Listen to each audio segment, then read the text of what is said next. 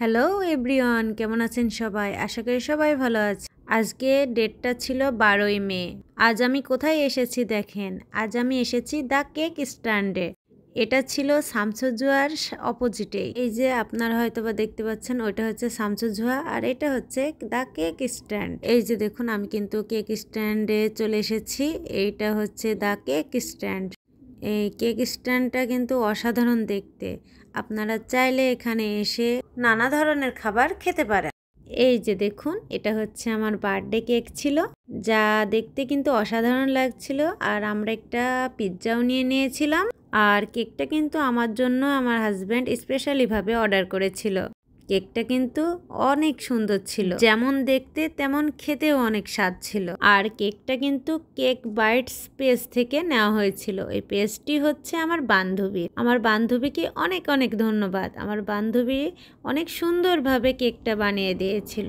তারপরে আপনারা হয়তোবা দেখতে পাচ্ছেন আমি কেক কাটলাম। আর কেকটা কেটে কিন্তু আমরা তিনজনে একটু খাওয়া দাওয়া করলাম। তো মূল কথায় আসি, আমি কিন্তু জানতাম না যে আমার হাজব্যান্ড আমার জন্য কেক অর্ডার করেছে বা আমরা বাইরে আসব, এমন কোনো কিছুই কথা ছিল না। সব কিছু যেন হঠাৎ করে হয়ে গেল যে চলো আমরা বাইরে যাই, বাইরে গিয়ে একটু ঘোরাফেরা করে আসি। তো সেই জন্যই আমরা একটু রেডি হয়ে বাইরে আসলাম। আসার পরে দেখি যে ও কেক অর্ডার করেছিল, সেখানে গিয়েছিলাম। যাওয়ার পরে সেখান থেকে কেকটা নিয়ে আমরা দ্য কেক স্ট্যান্ডে চলে আসি। আসলে কেক স্ট্যান্ডের পিৎজাটা আমার মেয়ের অনেক পছন্দ, যার কারণে আমরা কেক স্ট্যান্ডে চলে আসি। তো কেকটা নিয়ে আমরা কেক স্ট্যান্ডে এসে পিৎজা সহ কেক কাটলাম আর পিৎজাটা খেলাম। খাওয়া দাওয়া করার পরে আমার মেয়ে তো অনেক খুশি। মায়ের বার্থডেতে কেক আনা হয়েছে। সে তো চাচ্ছিল যে মায়ের বার্থডেটা তার মতো করে অনেক সুন্দর করে পালন করা হোক। তো এই বয়সে বার্থডে পালন করা কেমন একটা হয়ে যায় না?